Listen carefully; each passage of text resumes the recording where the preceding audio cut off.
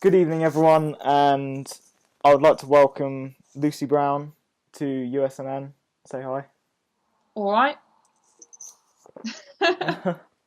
So our first topic will be, we'll just go into the background of you. So you were a ex-social justice warrior, correct? Yep, that's true. So how did you sort of get out of this way of life? It's weird. Even getting into the way of life is weird. You know, like most people, they don't start out wanting to become political, or at least I didn't. I wasn't really involved in anything political at all. But I think, like, I was thinking, but I was actually. So I found, yeah, like I said, I found some footage of me and Black Lives Matter the other day, and I was sort of thinking back to that time, and I actually found my Tumblr. And if you look through my Tumblr, you can actually watch my opinions change over time. And it kind of started out like joining Black Lives Matter. I felt like, you know, like the media does have quite a strong part to play in it, because I don't know if you remember when Beyonce did that whole Black Lives Matter thing where she got all of the mums of the victims and took them on tour and did all these, you know, these really big high production songs and stuff where she basically constantly sort of alludes to it and yada yada yada. And it's funny because she actually put out a statement on her website saying, you know, the time is now. We've got to act now. We've got to do this. We've got to do that. And part of me thinks that that's sort of responsible for me and lots of other sort of young people being like, oh shit, you know, we better get out on the streets and start protesting. And I think, you know, that's what happens. All these celebrities, they've got way sort of almost too much power, because if they say you should be protesting, then people will just get out there and protest. It's as simple as that. So, so I was in sort of fashion world, but I was obviously we were being told, you know, how many people were dying in police custody and how much of a problem it was and this, that and the other. So I just was led to believe that it was this huge cover up, this huge problem. The police were, you know, going out of their way to kill minorities and all this stuff, which actually did used to be the case if you look back. There's a guy called Brian Stevenson who wrote a book called Just Mercy, and if you read that, you can see that there is a history of like black men being stitched up in the past. But then these days, you know, if you look into most of the cases that Black Lives Matter are championing, they tend to be people that, you know, they've been shot because they haven't dropped their weapon, or they haven't complied, or they haven't this, or, you know, they've been BB gun or something. Yeah, it's not the same as like an innocent black man being framed because they need to arrest someone because some white girl's been killed. You know, it's different these days. But they just use the same, you know, narrative that was going around back in the day. And anyway, so I was like a massive fan of Malcolm X, which not many people like me for. But I really liked his book, and I really liked his character and all that sort of stuff. So in my teens, I was sort of aware of the fact that, you know, being black is a lot more different than being white, blah blah blah. And I felt guilty, and I felt this, and I felt that, and I kind of always wanted to give back. And if you look at all these, I don't know if you know, there's like films like The Help, and I don't know, sort of films which are kind of, they tend to be set around the times of slavery, and you'll get like a white girl saving the day. There's quite a lot of films that have that kind of narrative of like all the nasty white people, and then the one nice white person that help. So you kind of tend to just think, oh, I want to be that. I want to be the nice one. It's so hard to explain, because now looking back, I can see that I was sort of manipulated into that position. Do you know what I mean? Yeah. I went down a similar route, not as radical as you, but in Black Lives Matter, I definitely supported them at one point. Yeah. I mean, the other thing is, which I think doesn't get talked about, is around that time, I was actually in a kind of bad place anyway. And I think lots of these social justice types, they tend to be people who maybe have problems going on in their own sort of personal life. And I definitely did. And I wonder if that has something to do with me joining that group, because it was kind of like, you know, you get to hang out with people, you get to feel like you're doing something, you're making something of yourself, you know, you're giving back. And I don't know, at the time, I think I was a bit down. So I think for me, I was like, well, I'm pretty bummed out, but at least I can do something for somebody else. I think that was my mentality. So it came from a good place, but I think when I got into Black Lives Matter, I just saw it was disorganized. People were in it just to make a name for themselves. No one seemed to want to do any of the groundwork. They didn't want to do the boring stuff like the admin, the planning. They didn't want to, like, one of the reasons why I started to change is because I think there was an event coming up, Notting Hill Carnival, and they said, right, let's do Notting Hill Carnival. We'll make a big splash and we'll reclaim it for black people because it's been gentrified. That whole area, Notting Hill's been gentrified. And blah, blah, blah. And I just said, well, should we have like a backup plan in case it all kicks off and the police want to say that it's because of Black Lives Matter? And they called me fucking racist. Jeez. They basically, I just had like my whole phone started blowing up. I had all these people. There was quite a lot of people in the group at the time. And I looked and they were all going for me. And I was like, fucking hell, this is what you do for any like political thing. You'd have a plan. Like you'd have like someone like a press officer that would go and speak to like the police or the media. You'd have like, where to go, where to congregate, what to say. That's just what you do if you're doing like a political sort of protest or... Anyway, so I left the group actually, and then one guy messaged me saying, "Oh, just to let you know, I don't think that was fair." And also another guy said that exact point earlier, and they didn't say anything to him because he's black. And I was like, "Oh." So I just thought, well, fuck you then. Do you know what I mean? You just think, well, how much more of an ally do you want me to, like? Honest to God, I was like, I'm doing everything I can here, and it's still not enough. Yeah. And people have said since, oh, well, you just gave up because you don't want to go through the struggle. I'm like, mate, I was ready and waiting to go through the struggle. I was like more than prepared to even give up my job. Do you know what I mean? It's all I talked about for ages. I was like making my mates were sick of me talking about it. I'm like, I don't know. My partner at the time was like saying, what the hell what is this? Like, this is ridiculous. And I was like, no, it's Black Lives Matter, blah, blah, blah. So yeah, you just think, and then this happens to a lot of social justice warriors. They just get chewed out, and then they get pissed off, and then they realise what's actually happening. I think that tends to be the pattern, anyway. Yeah, I'd say it definitely has a role, problems in your own life with becoming a social justice warrior. I think they actually did a study, or there's a theory which is, I don't know about your background by the way, but if you went to daycare quite a lot when you were young, you tend to be... There's a theory that they tend to become social justice warriors later on in life because at daycare there's usually a stressed out daycare worker looking after the children, and the only way to get attention is to make a racket, yeah, and that's what they try and do later on in life. It just never died out for them. I mean, yeah, I suppose if I think about it, I remember specifically one like daycare. I suppose my mum worked, and my mum and my dad both worked, so that might have had.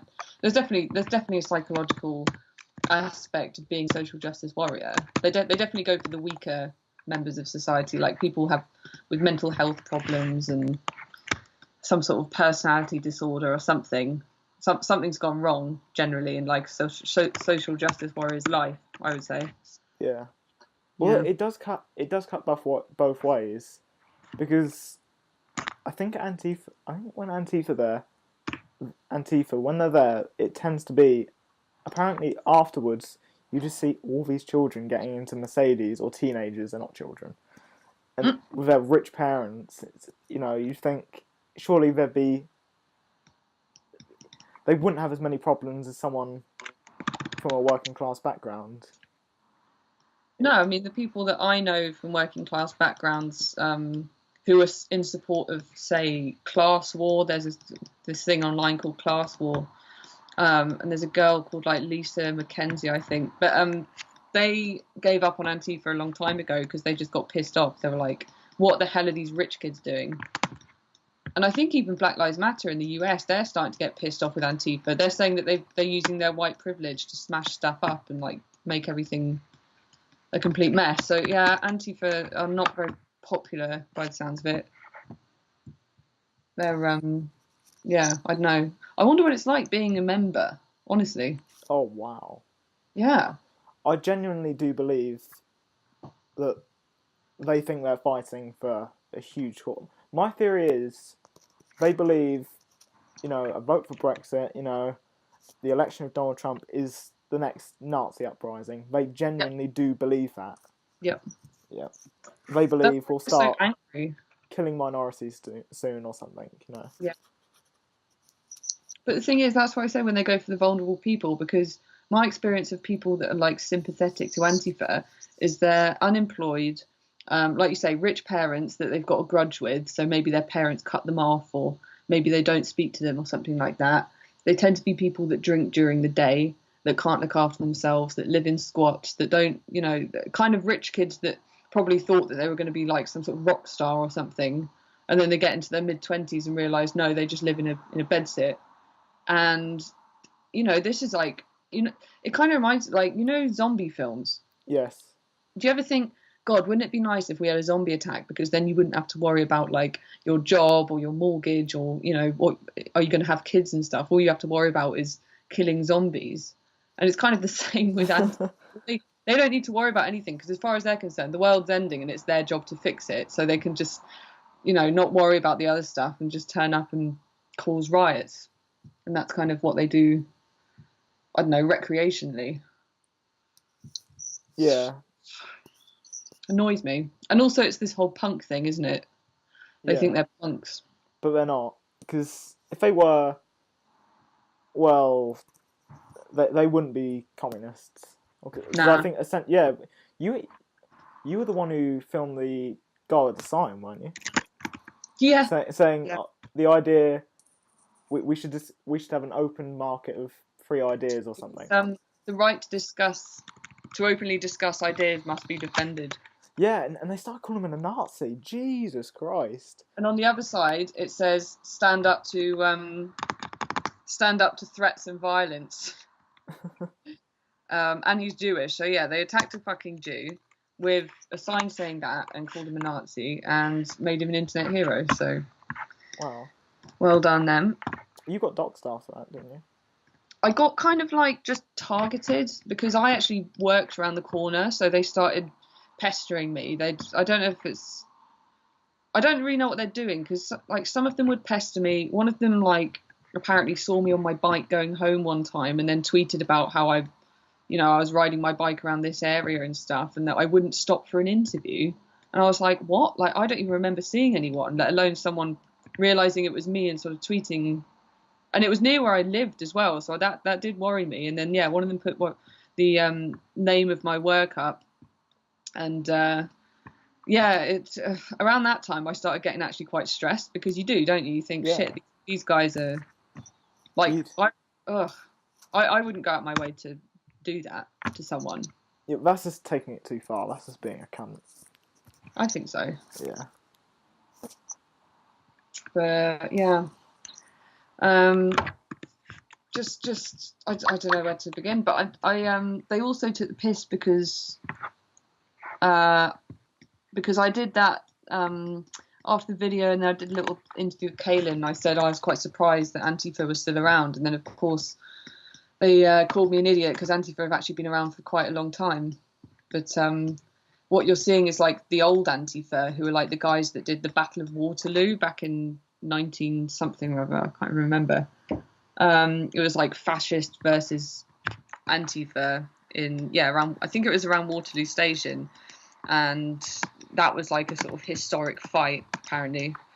And the Antifa tend to be, you've got the kind of older ones that are fighting for one thing, and then you've got the younger ones who are kind of, I don't really know, like some of them are this, some of them are that, some of them are just in it to cause trouble. They don't really have a manifesto, as far as... Well, they probably do.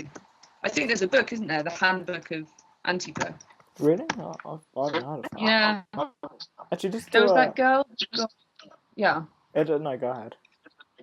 There was some girl that went over to Turkey with her boyfriend, and then he ended up smacking her around and raping her. She was a member of Antifa. And then... She came back, wrote about it, and the people on the right wing were like, well, what did we did say that this is what happens. Like, I think she went to like a Muslim country or something and got herself raped, but then she still went back and said, oh yeah, but I'm still part of Antifa, I'm still part of the resistance. It's like, mate, you got fucking raped. Yeah, you'd think that'd be a big enough eye opener. Yeah. Yeah, but there's women in Sweden where that's happened. The Stockholm effect, where they're raped and suddenly they're saying, "Oh no, we should not punish the rapists. They've had a hard time." Yeah, they didn't understand. Yeah. I think at that point, I've given up hope on you, to be honest. I mean, if you're not even going to stick up for the fact that you got raped, if you're not really going to accept that was like a terrible thing, that even if you're okay with it, that's weird, but it's kind of saying that you're okay for it to happen to other people, isn't it?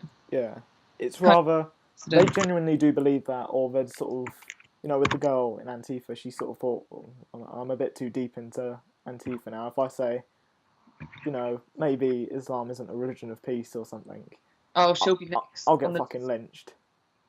Yeah, they're eating themselves, because I actually saw there was a thread on Reddit, I think, after Berkeley, and one of them said something along the lines of that one of their mates who was in Antifa got beat up, and I think it was something along the lines of, I got pushed over and then Antifa started attacking me, like, I'm sick of you lot. And there was a video that came out recently which shows a guy that gets smacked in the face as well.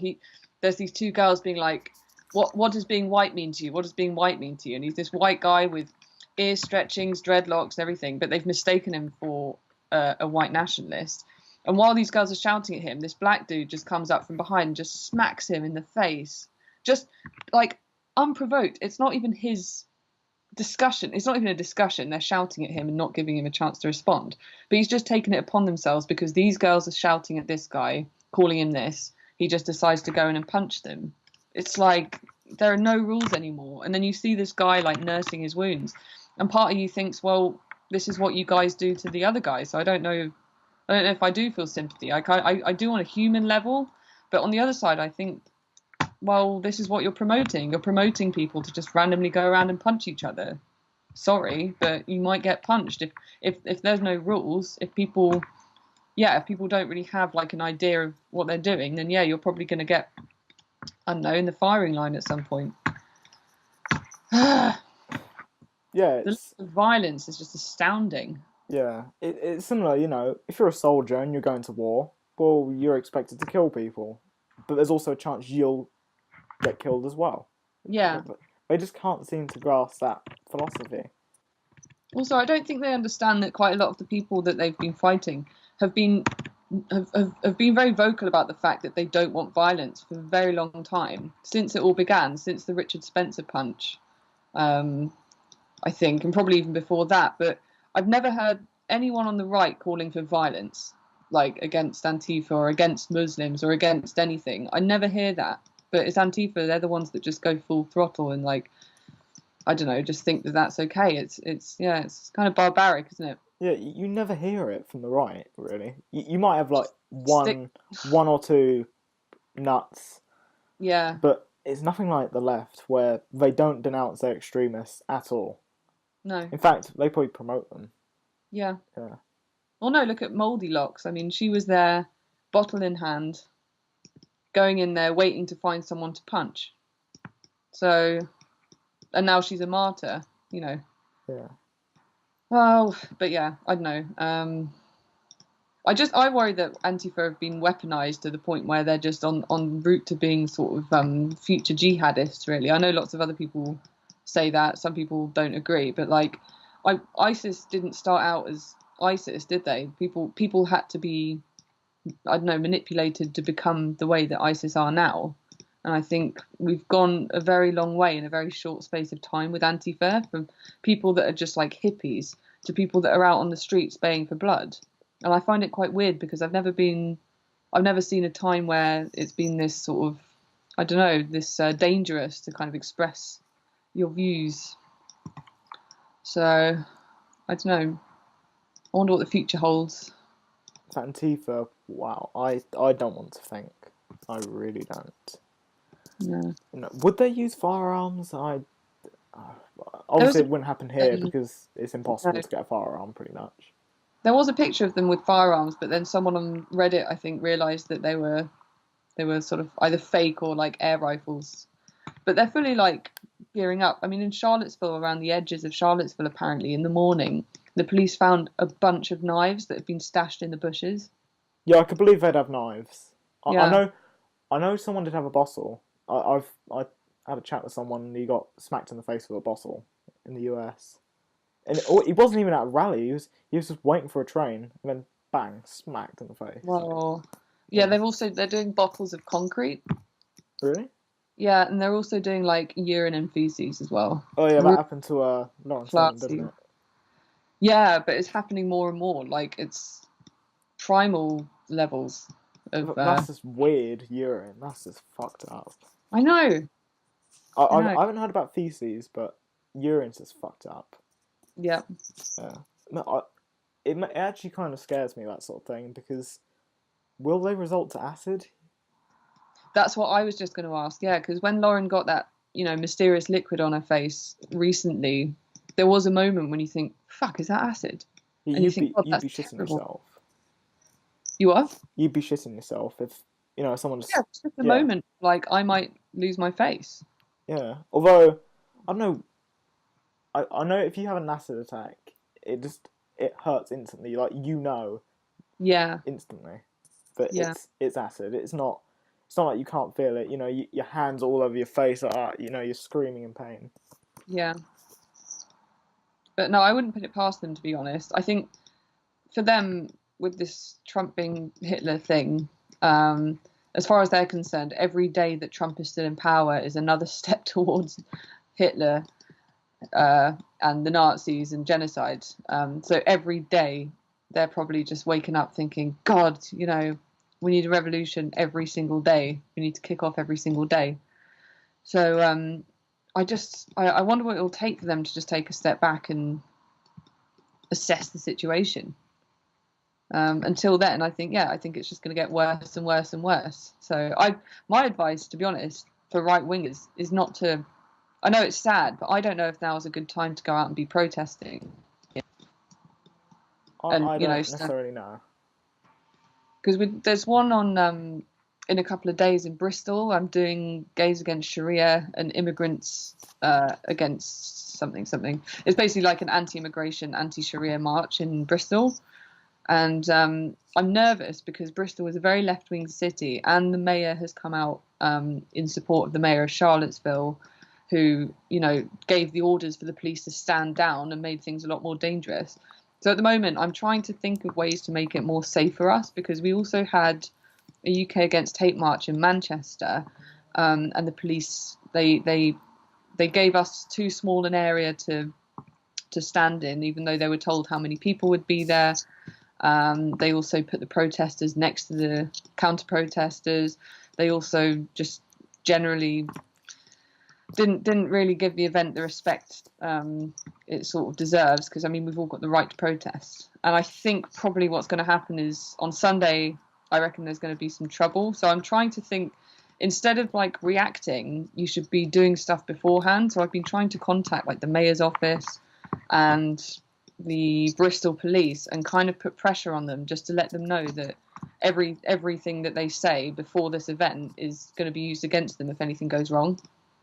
So either there's trouble because I know Antifa is going to be there. So either there's trouble, and it's trouble that was avoidable, that shows that the police or the mayor maybe had something to do with it, or they feel so pressured that they feel like they have to, police the event properly. So either way, it's kind of a win, but I don't know. Well, I definitely wish you luck while you're there, and I hope you're safe. Yeah, it's stupid that you have to say that, though. Yeah, it's Antifa as bad in UK as I think it might be Germany. They're much more brutal. Yeah, I've heard that. I've seen videos of them throwing rocks out of a building. They've occupied whole buildings, haven't they? So they have these kind of militias almost, where they live and work in one place, and then anyone that comes near them that they think might be anything to do with the enemy, they kind of throw rocks at them. They threw rocks at a Jewish guy that was reporting outside. He was wearing his like yarmulke thing, and they still threw rocks at him. Wow.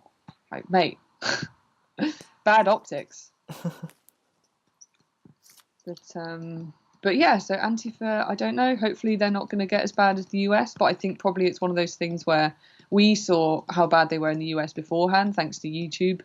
So I think that's like a good weapon, is to know what's coming, because I think we tend to copy the US. The US tends to be a couple of steps ahead of us in some of these things. Yeah. So if we see, right, okay, over there it's gotten to this level, and over here it's at this level, then it's good to kind of pressure Antifa now, and even if not pressure them, even if just mock them, because who wants to be part of a group that everyone unanimously thinks is really stupid and lame as well? That's another thing. Like, if you can get like your average person, I think probably if they saw footage of Antifa, they wouldn't be a fan.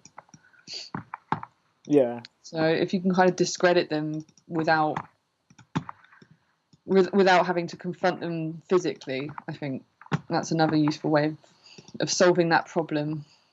But yeah, I don't know. But they should really be labelled a domestic terror group, in my opinion. Yeah, definitely. Yeah. Would you ban them? Is that too far or not? Well, what are they technically? Are they listed anywhere? Are they, what's I suppose you'd say that Black Lives Matter was a sort of, I don't know. I don't even know what you call them. Is it like a activist group? Is it a?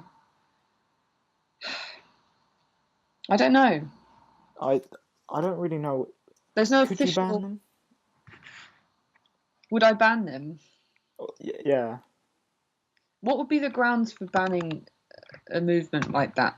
Because I suppose, to be honest, from what I've seen, I think that I do think that they're sort of too dangerous to be able to operate the way that they've been doing. So I'd maybe give them a suspension and just say, look, no more violence or something. Because if they're going after members of the public as well as people exercising their democratic rights, then they're causing trouble all round, really. And they're going after the police, and they're wasting probably quite a lot of police resources having to chase them around the city every time they're anywhere.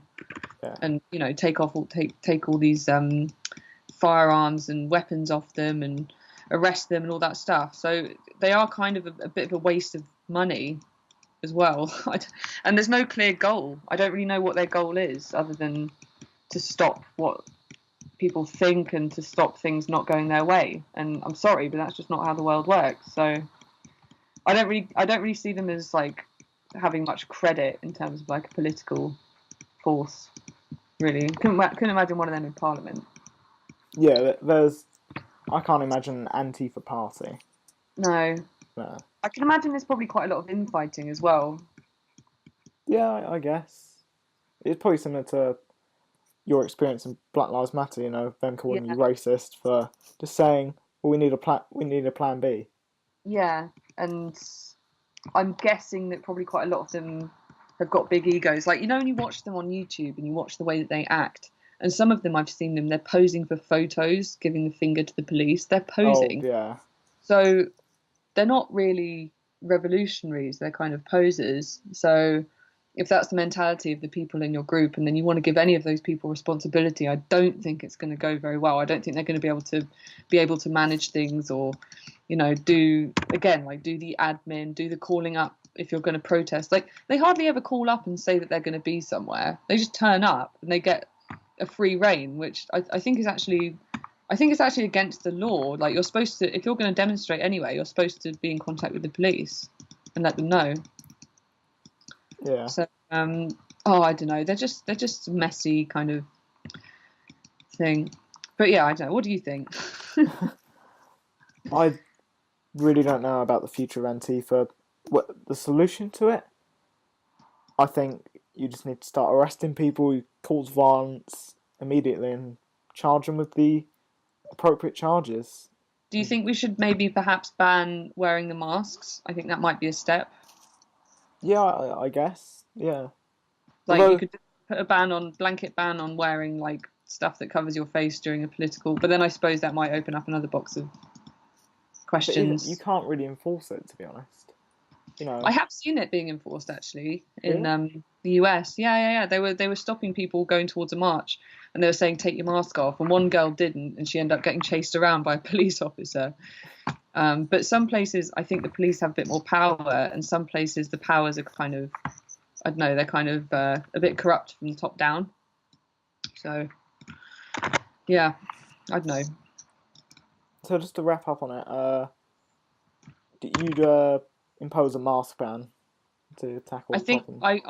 I would want Antifa to not be wearing their masks. I would want to be able to see everyone's face, because this group has a tendency towards acting in a sort of violent and criminal manner. And I think there's a lot of crimes that they've gotten away with, which that's just, I'm sorry, but that's not how our society works. You can't just go around hiding your face and committing crimes out in public, and especially against civilians. I can't just go down to the shop and just punch anyone I want on the way there. You've got to get that. That's a crime. You've got to be able to let the police do their job, and it's cowardice as well, because they know that they're probably not going to get caught, which makes them act in a different way than they would if their faces were out. So I think the behaviour of the group might change if they know that they're going to be held responsible for their actions. Yeah. So take your mask off. So, moving on now. The future of Europe. It's fucked. No, I'm joking. What? Future of Europe. It's not looking good, as far as I can see. What worries me is how little you hear these days of things like the crimes in Germany, Sweden, and what have you, because they've got such strict speech laws now that it probably is quite difficult to actually get a full idea of how bad it is. And that kind of tells me that it's probably quite bad, because if you even so much as like the wrong Facebook post, or say the wrong thing amongst friends or online anywhere, there's a good chance that you can get a fine of up to even like $5,000 in some areas. Yeah, you can be imprisoned, can't you? I think there was a case of someone being imprisoned. Oh, really? Yeah, that's in comparison. That's the same law as Thailand. I remember they had a coup d'état, which they do pretty much every few years.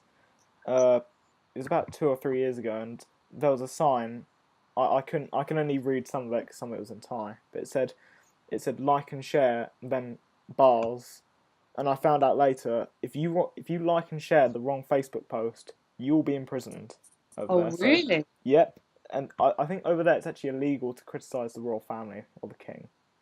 So Bloody hell. I think it's 10 years in prison you can face for doing that. Bloody hell. It is. You don't want to do it. Ugh. Well. Yeah. So that worries me. The no-go zones worry me. The crime against women, and obviously young boys, and probably, oh God, I heard a story about a man being attacked in like a sexual way, and you just think, no one's safe. Yeah, no one is safe. They'll probably target like pets next or something. Well, in certain communities, dogs are seen as really disgusting, and some people, their dogs go missing, or they're not allowed to walk around certain areas. Yep. So, yeah, I'm not hopeful, to be honest. I think I don't know what to do. I mean, what do you go report over there? I know Tim Pool went over. He did a good report over there. Yeah. He sort of, all they do is extradite him though. If they actually arrested him, they'd just extradite him. Well, actually no, because if you're extradited, it's for crimes abroad. So, would they imprison him there? I don't know. I don't know. I reckon they'd probably fine him, and that's about it. Did you see Katie Hopkins also did a report there? Oh, I heard about it, but I didn't see it. Oh, it was good. It was good. It was good but depressing, because it was kind of shocking how bad it is that there's this one particular thing where she says this little old woman came up to her in a cafe and said, please keep shouting for us, you're our voice. And you think, this is in Sweden? Or? This is in Sweden. Oh, yeah, I did see this. Rinkeby. And so you've got women that are so scared they can't do anything, and some woman who everyone hates in Britain has to go over there and talk about it, just for some people to be heard, just for the crimes that are going on to be acknowledged. Yeah. And they're so bad that it seems even dodgy talking about it now. Yeah. I think I don't know if it was that particular report, but it was one. I know she actually mentioned a case, and there was a woman where she was petrified to speak to Katie Hopkins, and on the way back from work every evening, there's a bridge to get to her house, and she has to run like mad because there's all these people gather under the bridge, and they just and she's scared that they'll attack her. Apparently they're taunting, and it's just horrific. That's awful. Yeah, I'm happy to say it hasn't got that bad here yet, or I don't think so. Anyway, Not in certain areas, but from what I've been hearing, we're getting close, I think.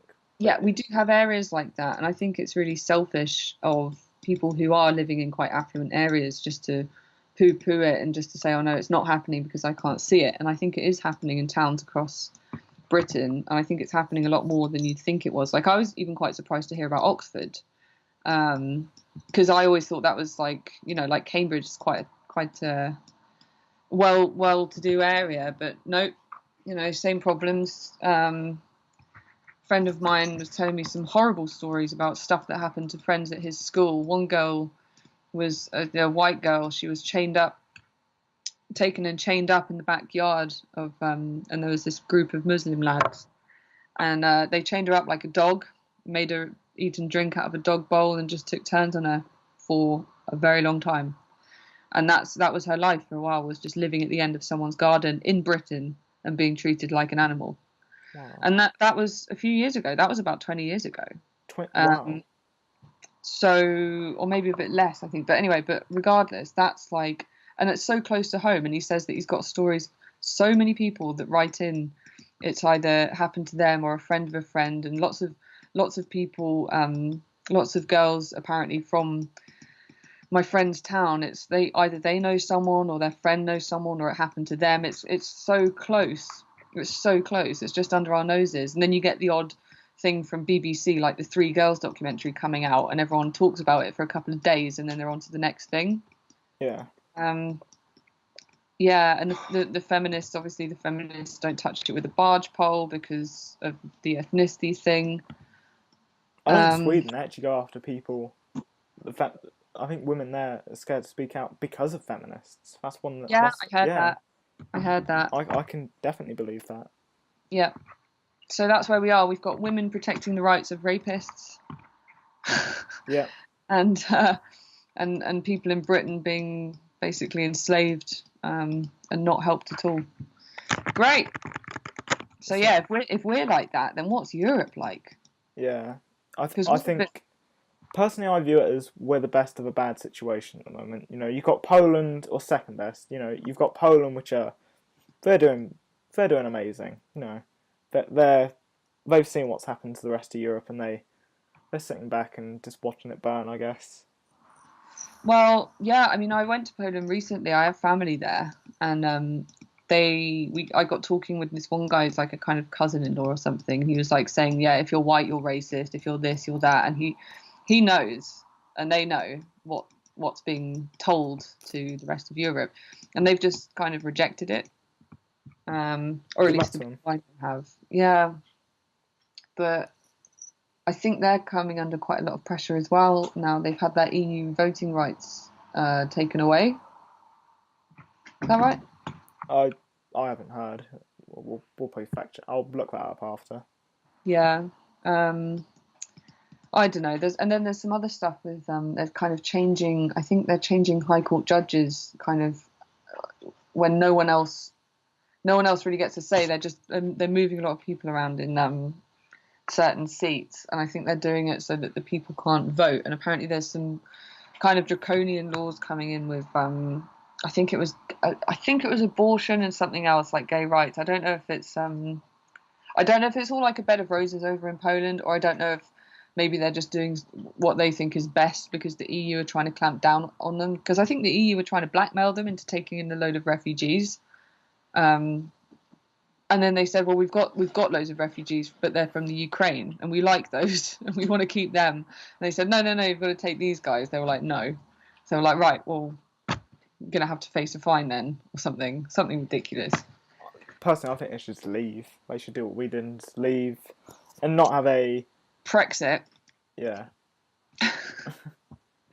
Yeah, no, I mean, I've heard people talking about the fact that the EU it is a good idea, and for all intents and purposes, it helped Poland get out quite bad sort of communist stage. Like even when my parents last went there, it was only a few decades ago, and apparently it was so bad because of communism that if you went into a shoe shop and you said, "Okay, I want to buy a pair of shoes," they just pick any old pair off the shelf and just hand them to you and be like, "There you go." And there'll be nothing in the windows. Everything you go in and what's on the shelves, that's what's in the shop. And it was just like, just apparently the way it looked was just pretty not great. And now they've kind of come out of that, and they seem to be kind of thriving now. And I think probably they're thinking they don't want to go back to that because but the EU helped with that. That's the thing. I don't know if maybe they feel indebted to the EU or something. I'm not sure. Yeah. I need to learn more about it. But anyway, no, the polls are good. The polls are good. It's actually Polish Independence Day on the 11th of November, so I'm going to try and head down there because they do like a massive march through. I don't know if it's Warsaw or like one of the big towns, and they're quite anti-Islam as well. So apparently they have like quite a big, kind of national pride anti-Islam march. Yeah, you should definitely go. What is it? It's like a 3-hour flight, 2-hour flight. It's nothing. Yeah, it's not even that expensive to get there. Yeah, if you get EasyJet out there, which I shouldn't have said that, but yeah. Why not? There's advertising concerns. Oh. Yeah. Well, I get a plane out there. Yeah. Yeah, it's not that much, Yeah. Yeah. But yeah, I'd definitely be interested to see that. Are you going to record it? Yeah, it's a pain because I want Tommy to come because he's a big fan of Poland, but he's got like a boxing match the next day, so I don't think he can go. Yeah, I heard about that. It's a charity one, isn't it? Yeah. Who's it against? Well, they wanted it to be against the guy who he had that scruffle with in Newmarket. Ascot, wasn't it? Ascot, that was the one. I think they wanted it to be with him, but he pulled out. Oh yeah. Personally, I think Piers Morgan should go in there after what he did. I think so as well. I think he'd get knocked out in about one punch though. So I think he knows it. Yeah. That has been discussed, but I don't think he's up for it either. Yeah. So I don't know. I'm kind of waiting to see what the final thing is, but it should be fun. Yeah. Tommy's been training loads. Yeah. Like every day, so he's pretty serious. Yeah. It is for charity though, so. Yeah. Is he going against anyone else or? I think he's got another one like not too far after that, but I forget who it's with. But yeah, he does have another one. So he's got to stay healthy. Yeah. But yeah, I don't know. You never know. He might go against Conor McGregor soon because apparently he was singing on to some "Fuck Trump." He was singing along to it, so get Conor McGregor to agree to it. Might be in a couple of years. What? Who's that? Conor McGregor. Yeah. Wait, are you being serious? Like, yeah. No offense. He's a MMA fighter. He went against. Do you know who Floyd Mayweather is? Yeah. Yeah. He went against him about, I don't know, like 2 weeks ago. Oh, absolutely huge. Yeah. Someone was telling me about that and had the same reaction to you, and I was like, "Who's that? Like, are you being serious?" Yeah. It's because someone the other day they went, "Who's Floyd Mayweather?" And they weren't being serious. I just got completely mugged off. I was afraid you were doing that to me. No, sorry. Don't worry. I'm just dumb. I don't have a TV. So, yeah, we've gone off topic, haven't we? The UK, we're the second worst out of a bad situation. Yeah. Yeah. We haven't... I know Sweden, I think they had someone throw a grenade into a police station in a no-go zone. It hasn't got that bad yet. Well, it hasn't got that bad, but there is kind of like a sword hanging over our heads. Yeah, we're getting close. Yeah, and I think what's happened... I was speaking to someone yesterday who is a Christian convert, so he was a Muslim and then he converted to Christianity. Listening to the story of how he's been treated by our MPs, the church, the the Muslim community that he was once a part of. I mean, he was having gangs of people turn up outside his house and the police did nothing. And he had MPs going, oh yeah, we'll help, and then cancelling on meetings. And then all they would do is they would talk about how they were, all about freedom of religion and equality and blah, blah, blah. But then even when he was trying to talk to them in person, they would just fob him off. They just didn't want to know because it's a hot potato. And that is a bad experience for someone that wants to convert to Christianity in Britain. They're not even protected. I mean, number one, you've got people out to kill you. And number two, you're not even protected by the state. The state is, in fact, in collusion with the people that are out to get you. So it is, it's actually a lot worse than we think it is. Yeah, I've heard Majid Nawaz, who I know you've talked to. Yeah. Yeah, you phoned in. He mentioned it. I think he mentioned it once as well. Is people want to convert and they're just scared to because they'll have a witch hunt against them. Yeah, completely. Yeah, if you're in a Middle Eastern country, I think in some countries apostasy is punishable by death. They will kill you. But the thing is, this guy that I was talking to, he actually said that his I think it's his wife went over to Pakistan, where he's from, and apparently it's a lot more liberal in Pakistan than in Britain. Really? Like people weren't, in certain areas, people weren't covered up. It was just a bit more like, yeah, the laws were there, but they weren't necessarily enforced, if you see what I mean. But yeah. So it was, in a way, I think they felt safer there, whereas here in Britain, I don't know, man. It's kind of shameful how often the law is just completely just misused, or not used at all. Yeah, I know. If that actually is the case, Pakistan is a bit more liberal than some parts of the UK. That's incredible. Well, do you know a Muslim drag queen called Asifa Lahore? It rings a bell, but I can't picture her or anything. She did a talk somewhere where she was talking about being a gay Muslim, which apparently isn't that easy, which I can understand. Yeah. And yeah, apparently there are quite a lot of like gay and trans groups and kind of movements, and I don't know, just there's just generally like a bit of a gay and trans scene in Pakistan that people just don't tend to know about, but it is there. I don't know. We've got maybe you just have to hear it from people that have been there, don't you? But you kind of have this assumption that other places are completely, anti this, anti that. But actually, when you get there, the practice of it is a bit different. So there is a bit of leeway. I suspect some places though they're very hard line. Oh, definitely. Yeah. It might be that you just get used to, being careful. Yeah. Actually, just relating to this, wasn't it?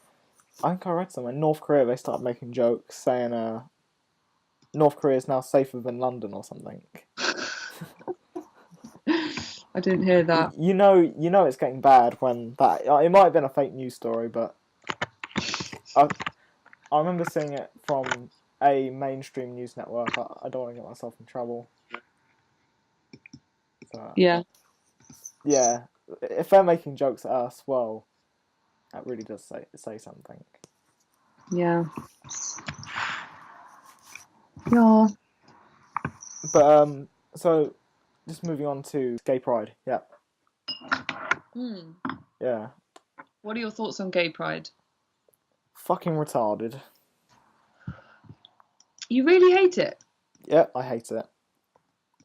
Oh, I don't know.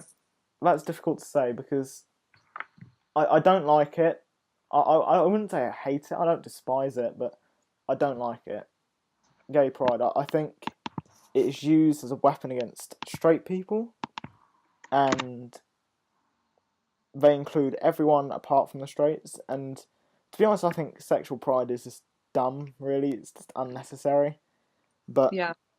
I think a compromise that I'd want to see is you scrap LGBT and you just make Sexual Pride Day.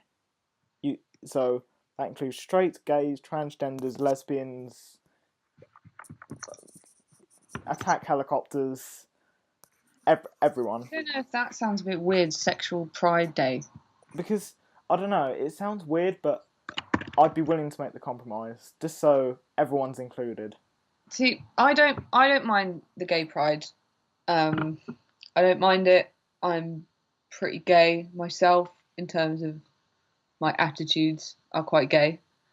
Well, not sexually though. Or... I've dabbled. Oh. But I've grown up with my friends when I was younger. We were the sort of freaks, so I've always had that kind of very close lifestyle to like, I don't know, lots of people that like live a certain way. And also like I've got friends that are drag queens, I've got friends that are trans, and it's one thing that the alt-right probably wouldn't like me. That probably would be a reason why they wouldn't, among other reasons, but I think it's one of those things you have to kind of state your position. Yeah. And I don't mind it, but the thing that annoys me, and it's the same thing with like, I used to be a goth as well, so like it wasn't like our group, we were kind of, yeah, some of us were gay, but our main thing that drew us together was the fact that we all wore this certain type of clothes and listened to a certain type of music, and we had like a clique. Emos. Goth. Oh. I can't tell the difference, I'm afraid. Okay. Well, I know I went through a slight emo phase, but did you? Everyone did. Yeah, everyone. But like the thing that annoys me is that I kind of feel like the gay thing, it's kind of been like usurped, and it's kind of been taken and sort of twisted into this thing that's sort of, you're not part of our club. And I'm like, well, I didn't want to be part of your club. Me and my gay friends, we didn't want to be part of this stupid LGBT movement. Like, it's mostly my gay friends that are against this non-binary stuff. They think it's weird. They don't like the fact that people are tokenizing being gay into like something that has to be part of your personality and like something that you have to tell people about. Yeah, it's just weird. And also that world of like drag and trans and being over the top and being this and being that, that world was kind of closed off for a reason. It was kind of like reserved for people that were kind of flamboyant and had their own, I don't know, probably quite eccentric like personalities. They probably end up making a career in, say, fashion or, I don't know, like performance or something, but they would normally have something about them which made them really stand out. And now all these little young ones, they've got nothing going for them other than the fact that they're just really annoying and like they dress a certain way and stuff. But I don't really see much in terms of like uniqueness or like personality. That nothing really jumps out at me. Whereas back in the day, you get people like you knew exactly who that person was, and they were like a hero amongst like on the scene. And now you've just got all these people, they don't want to put in any of the hard work, they don't want to learn a skill, they don't want to like learn an act or a whatever. They just kind of want to jump on the I'm gay bandwagon, and they think they can make a career out of that. And it's like, I'm sorry, that's just not going to cut it. Like you can't just declare yourself like king of the gays. It just doesn't happen. Yeah, I know you went to the Gay Pride March in London, didn't you? As a reporter. I was the only one that enjoyed it. Yeah, I can tell. Yeah, I remember the bit at the end saying you mentioning. It seemed I'm more pro-gay than an actual gay man. A gay day, a day of being gay, fine. Be over the top, be crazy, maybe stick in Soho. You don't have to like go everywhere, but like just yeah, like great celebration, hooray, and then everyone goes back to normal. And yeah, but it's just at the moment like every protest is a gay pride. Yeah, it's just this. Yeah. To be honest, I know everyone says, "Oh, yeah, we need a gay pride for this, and this," you know, homophobia, blah blah blah. Why don't they just go protest in front of the Saudi embassy or something? Exactly. Yeah, I know you mentioned it, but yeah, I mean, also I've got a friend of mine that was a Marine, and he was talking about how they had like gay lads in the Marine Corps, and they didn't care. They were like just part of the team, and they like took the piss out of each other like anyone would. And he was like, I've been in the army or the Marines or whatever for like such a long time, and he said this homophobia that everyone's talking about, I haven't seen it. Like, it's just not there. And like, yeah, you'll get the odd, like probably the older generation, they still think that everything was normal until Bowie came along and messed everything up. But like, they're not going to go around saying that to people. They'll just say it to their family, and then maybe people roll their eyes, or maybe people will agree with them. But like, you can't force people not to think a certain way. End of story. And if they're being polite to you, like my dad, he's not the best. He's not like, he doesn't understand it. He doesn't mind it, but he just doesn't understand it. And like when me and my friends come over and we're in drag, say, he just like chuckles. He just finds it funny, but he just doesn't get it. But like he might have his own opinions. He might say things to his mates in the pub about it, but I don't care. If he's polite to my friends, fine. Do you know what I mean? Yeah. I'd say it's probably a similar view, which is, you know, personally, I don't hate gays. I don't hate transgenders. I just don't agree with their way of life. You know, I don't agree with being sexually attracted to men over women. Well, some people can't help it. Some people pretty much force themselves these days, and then they end up going through all this hormone surgery and then being depressed because they're like, what the hell have I done? Yeah, it's a much higher suicide rate amongst transgenders. Yeah. It's really bad. Yeah, especially if you've just mucked up your body and your hormones and everything. You're not in a good place. It's kind of like you've probably got mental health difficulties anyway if you want to transition, if you want to change your gender. Yeah, there's probably gender dysphoria. Yeah, there's probably something going on. It takes like a very strong person to be able to go through that and say the whole time, this is who I am, this is who I am. It's hard. I don't know if you know that there's a girl called Veronica Blades who is like quite a prominent name in like the trans scene, but she's like in her 20s, maybe early 30s, and she's only just got the operation. She's been living, you know, just building herself up for years and years and years, and she's finally ready, you know. But being trans isn't who she is. It's just part of who she is. But she's finally. But it takes like a lot to have to say, I'm going to cut it off. Like, it takes a lot to get there. You can't just do it willy nilly. Yeah. Pardon the pun. Because once you've done it, it's irreversible. You can't go back. You can't stick it back on. Yeah. It's as simple as that. It's not even like trying to be horrible. It's just like basic facts. If you cut your willy off, you can't stick it back on. Yeah. What do they actually do? Oh, I've never actually. Huh? What do they actually do when they cut it off? Well, I tend to go to Thailand, and I think they do something where they flip something inside out and give you essentially a G-spot. I think they kind of cut it off, turn the flaps in. You've got to wander around in a nappy for a couple of months. You have to stick things up it quite a lot. You know, there's a lot of upkeep to try and make sure that it's like a woman shape. Yep. So there's you've got to do a lot of weird stuff. All I remember from when I was out there was they gave you hormones for I think about a year and a half, and I think one of the side effects I used to remember was apparently you used to have mood swings. Yeah. Yeah, those sort of people have mood swings. But over there, at least they actually try. They do look like women, and obviously there's the things like in The Hangover, if you've seen that film. Yeah. Yeah. And those incidents happen. Trust me. That's not from a personal experience, by the way. No, don't worry. Yeah, no, I mean, I don't know. Thailand's the place to go. But there is an argument that if you know that you want to trans at a young age, then you probably should do it at a young age before you develop into a man or a woman or whatever your gender is. There's a theory that it's better because it stops that happening. But how can you know as a teenager that you definitely want to do it? That's the kind of... For the rest of your life, because that sticks with you for the rest of your life. Yeah, so... No, if you're 15... You've got another 60 years probably, maybe even 70 of that. And then also the fact that so many people are promoting it, then you get these kids like Leela Acorn. Do you know about her? Him? No.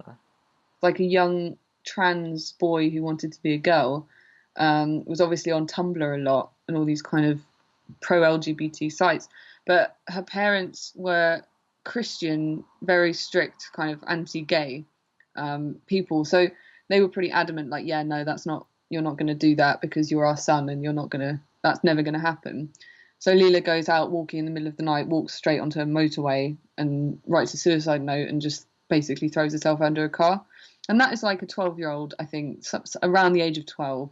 That's like a kid. And it's like, because they were so adamant that they wanted the sex change and their parents were like, no, then the only option is like death. And you think, what is going on? That like the only options you have. Yeah. Yeah. In those situations, who do you blame? Yeah, I don't know. Do you blame the Tumblr sites for convincing them, or do you blame the parents, or? If you were a parent, would you say, well, can you just wait a bit? I don't know. Either way, because they're on Tumblr, you kind of think, well, the parents, even if they're nice and they say, well, no, not yet, the people on Tumblr might be like, oh, your parents are just transphobes, blah, blah, blah, you should do it anyway. You know, that you don't know what kids are exposed to. But I know that when I was younger, I was exposed to a lot of like, and it would just be like I was living a separate life online. So, and parents don't have any control these days to what they're looking at. So, yeah, and before you know it, you know, you're organising a funeral for your kid. So it's tough, and that's why I don't think we should be promoting it. Yeah, I've always said, do what you want. You know, you can change to a woman from you can become if you're a man, you can become a woman. Fine, but please don't promote it. Please don't encourage other people to do it, because, you know, if you want to fuck your own life up, do what you want. You're playing with people's lives. Yeah. Just don't rub it in my face. Well, that's the other thing as well. You're not just what's between your legs, are you? I mean, people don't seem to care that much anymore, but you kind of like, you used to have to kind of earn, you know, respect or a living or whatever. You had to earn it, whereas these days it's very, I don't know, people don't want to put in any of the hard work, so they just hold up whatever sign they've got of what they are, you know, trans, gay, woman, whatever, and they just use that to kind of, I don't know, to kind of excuse themselves from having to take any responsibility for anything in their lives. So, I don't know. People use it as a defense against criticism as well. You know, if you criticize a gay guy, it's like, whoa, are you being homophobic? Whoa. Yeah. What? No, exactly. Yeah. Exactly. Yeah, but anyways, yeah, I don't hate gays, and transgenders, but just don't promote it. You know, I had someone even came out gay to me once. But, yeah. Yeah. I was young, but I don't really know what happened after that. I think they just went down some other route. Well, my trans friend, I actually had to protect her from being beaten up. Like, one time there was a gang of youths, and we were sort of having a coffee, and they were lingering around the entrance of the cafe, kind of going, oh, it's a bloke, and I had to go over and go, oh no, it's a girl, you know, leave her alone, you're being horrible. But like, walking around as a trans person is tough, and taking on all the kind of stuff that you're going to have to take on. Not only are people going to stare at you in the midst of transitioning, but they're going to stare at you afterwards. They're going to ask you loads of questions. They're going to want to poke and prod you. They're going to like fetishize you. You're going to get a load of weirdos probably, you know, who just want to see what it's like, you know, have a go on you. It's like, it's not, fucking hell, I couldn't do it. I wouldn't want to. No. Yeah.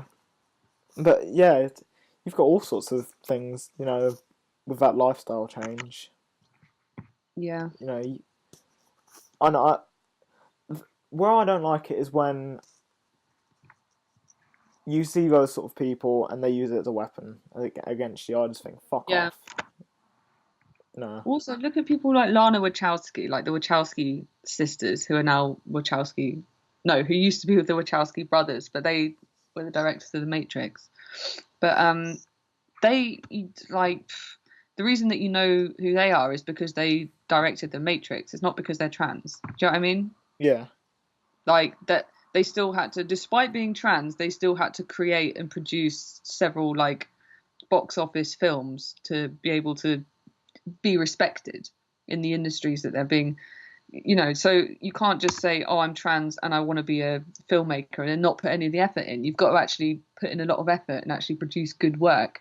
And the fact that you're trans, other people will be like, oh wow, they've done it and they're trans, wow, I didn't know that, that's interesting. But they're not going to give you special treatment and pretend that your work is good because you're trans, even if it's bad. Do you know what I mean? Yeah, and it goes back to what Martin Luther King said all those years ago.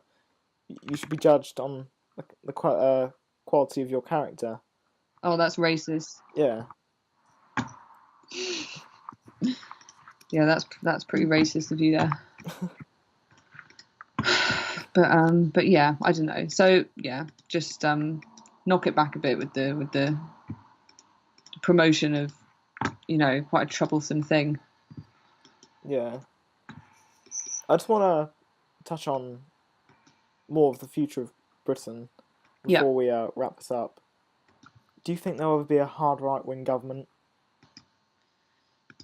I'm talking, past UKIP, like BNP, where they are pretty extreme. I don't think they'd let it happen. What do you mean? As in, the people, or the rest of the politicians? I don't think they'd let it happen.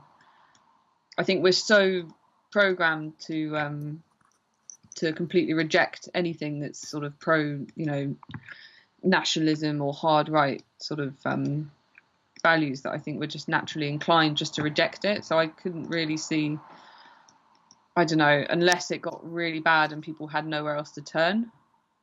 But people tend to look backwards, don't they, and say, oh, look what happens when people with these opinions get into power. That tends to be the argument. So people shy away from, I mean, the BNP, I mean, look, they were getting chased around everywhere, weren't they? Yeah. People hated them, so... They are pretty extreme. Yeah. Yeah. Yeah. To be honest, I think there could be a heavy UKIP presence in Parliament, but I don't know if they'd actually win. If they elect Anne-Marie Waters, there will be. Oh, I want to see that happen. Oh, she is such a babe. Yeah, brilliant. I can't believe... I know she's I saw what she did on Usnn, and I know you retweeted that. That's how I saw it. And it was she mentioned she wouldn't lift the ban on groups such as the BNP, ex-members and stuff, which is, I guess that's understandable. But I think even some of our own party members are trying to go against her. I think Paul Nuttall denounced her and said an anti-Islam candidate would ruin UKIP or something. Oh, everyone is, even Farage. Really? Everyone is. Really, is he saying that? Yeah. Wow, I didn't hear about it. Mate, she is being attacked at all angles right now. Honest to God. I knew Farage said something about he wasn't against Islam or something, but I didn't hear him attack Anne-Marie Waters. I think he said if you've got a party that's solely, if it's solely based on like one issue, which is Islam, then it's not going to win. But I'm sorry, but it's quite a pressing issue. It depends how big the issue was. And it's a pretty big issue. It's not being addressed by the parties, really. In fact, I think they're colluding with the Labour Party quite a lot. I think it's like the majority vote tends to be Labour. And we actually found something weird out about the mayor of Manchester, Andy Burnham. There was some restaurant in, I think it may have been Rochdale, but I might be wrong. But he was doing charity dinners there for Labour. And it turns out this restaurant, one of the guys there that knows the owner was actually part of a grooming gang. And the owners of the restaurant knew this guy really well, and like they're hosting Labour conference events or whatever. It's like, what the fuck? And there's loads of MPs, like Labour MPs, that are kind of linked through either like as acquaintances or even through like social circles to people that they really shouldn't be linked with, because they're kind of like, it's hard to explain. I can't really say too much, but yeah, there's a lot of like very dodgy collusion going on in the back of I don't know, the halls of the House of Commons. There's a lot of stuff going on that we should really know about. And I think Anne-Marie Waters, I like her because that's just what you see is just who she is. That's just exactly who she is, because I've hung out with her loads of times and she's just that. She's not like a proper, she's not like a career politician. She's not like, she doesn't just say things to get people on her side. The things that she says in the pub, and she goes around the whole of the UK meeting all these people just like your average person. She loves them to bits. She really cares about what she's doing. And when you see her talking against the other UKIP members, to me, she's the only one that I actually believe. The rest of them, I sort of think, you're just kind of saying that, and you're just kind of trying to appease people, but I don't really believe it.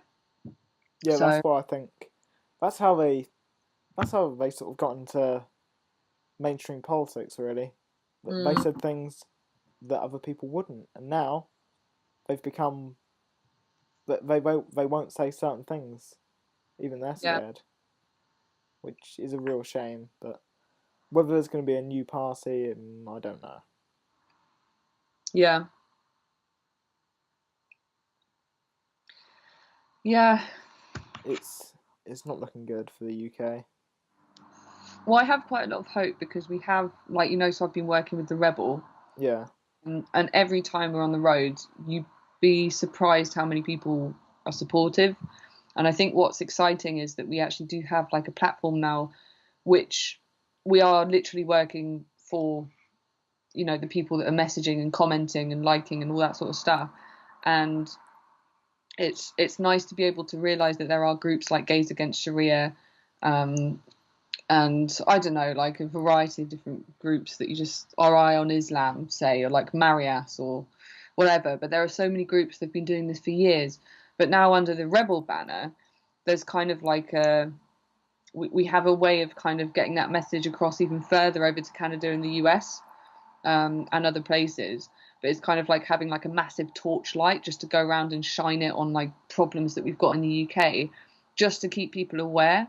And I think if you keep people aware of, like, I don't know, collusion within the government, or, I don't know, failings of the police here and a lying politician there, and, this, that, and the other. And if you can speak to the victims of, these sort of terrible kind of lawless thing that's going on at the moment, if you can just shine the light on it, then you've got so many more eyes and so many more brains that get that information in, that know what's happening, and then they can at least start preparing.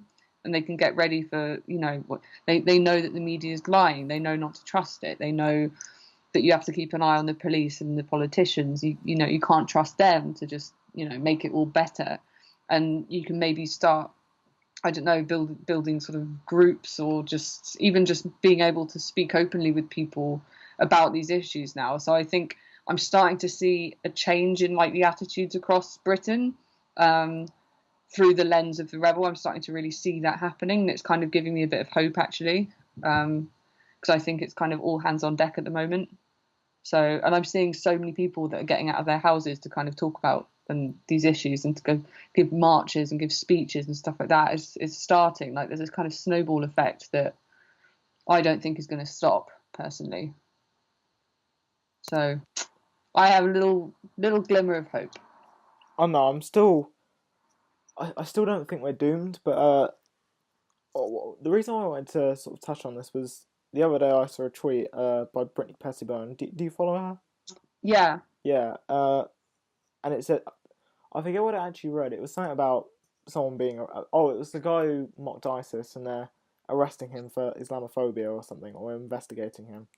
Oh yeah. And she put RIP UK at the end. And I just thought, I think I tweeted out, it breaks my heart to say, but we're getting close. I really don't want to turn my back on the UK. Yeah. But I'm afraid I'll have to do it one day. That's how it's looking at the moment. But what do I do? Yeah. What? Yeah, I saw what he said.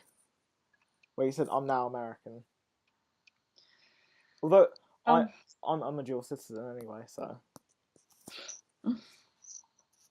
Well, I mean, if you go, where do you live? What area do you live? I don't know what to say on camera. Is it like in a big city? East. Okay. Well, I was just going to say, like, I'm surprised because I moved out of London and I didn't realise how much of like Britain was still there. Because living in London is just a completely different kettle of fish. I'm in the area the that London I was bubble. living. That's what they call it. Yeah, people were fucking rude, man. Yeah, I've always thought that with a big city. Yeah. Everyone wants to be on top. Everyone is always too busy. they forget about. It's not like as soon as you move out of London, everyone's not busy. No, people are still busy. Yeah, exactly.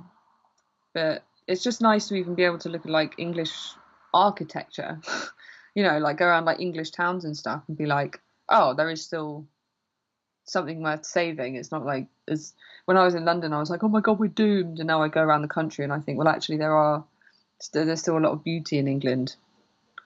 So I don't know. The message just needs to get out, I think, further and further so that people know what to expect. Yeah. Because, you are seeing towns one by one kind of crumbling under, certain cultural changes. Yeah. There's a lot to come, but I don't know. I guess we could overcome it. The people are there because we voted for Brexit, but will our wishes actually be given to us? Sorry, I blanked out there, but I don't know. I really don't know. I think the only reason they had that referendum was because they thought they were going to win. They thought they thought they were going to get Remain. They didn't expect leave. Yeah. I think most people said that near the end. A lot of people were saying we're gonna Remain. Yeah. I thought that. I thought I'm gonna wake up on June 24th, and it will be Remain in the EU, and that would be it. Well, look where we are now. Yeah. So, do you have any final statements to make? The UK's not gone yet. Yeah, we're doing our best. We could do with some help. I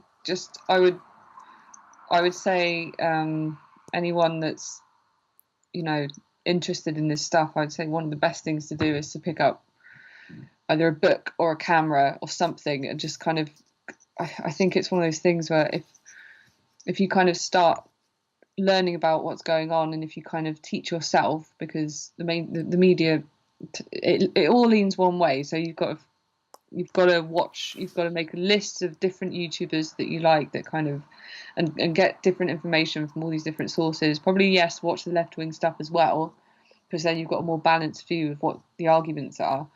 But I think it's good just for as many people as possible to kind of pick up their kind of critical thinking hats and kind of start being able to, I don't know, to form these arguments in your head and try and sort of fight back when people are going to try and, if you start to lean more towards the right, the chances are you're going to have a bad time. People aren't going to be very nice to you about it. So it's kind of good to prepare and good to, be quite strong in how you address the fact that your friends might not speak to you, people might make you feel bad about it. So you just be prepared, but also remember that there's thousands of people across the country that have got your back as well. So that's all I would say. Just there is hope. Yeah, I guess there is, but I'm not British. Sorry. That's the British way. We don't just back down. We're not the French, so. We're not the French. Yeah. And that's my final words. It's been a pleasure to have you on, and it's nice speaking to you. It's been brilliant.